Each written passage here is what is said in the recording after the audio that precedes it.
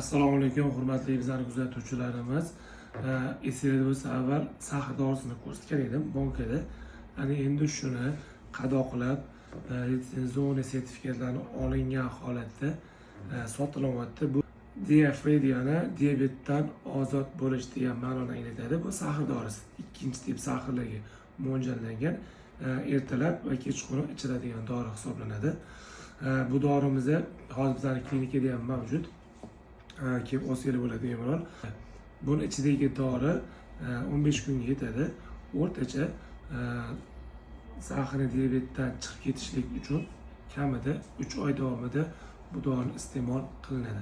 Xohlagan odam olib, ichib, masalan sahari 15 mi, 20 mi, farqi yo'q, necha bo'lsa ham olib ichib, har kuni kundalik tekshirib borsa ham bo'ladi. Sahari yaxshigina tushirib beradi. Tushirib berishga yordam beradi.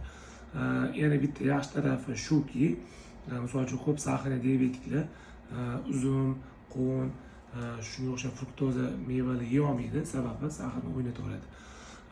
Buni ichib yurgan odam uzum ham yesa bo'ladi, qovun ham yesa bo'ladi. Kimga kerak bo'lsa, bizning klinikada ham mavjud. Xohlasangiz o'zligisini nomerlagisini ham beramiz. Bemalol aloqaga chiqib olishingiz mumkin bo'ladi.